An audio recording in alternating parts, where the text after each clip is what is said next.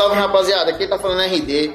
Eu trouxe para vocês um vídeo da instalação de uma ponteira de inox muito legal. E agora eu vou mostrar para vocês, devido a inúmeros pedidos, a diferença com o supressor de ruído e sem o supressor de ruído da ponteira. Vamos lá?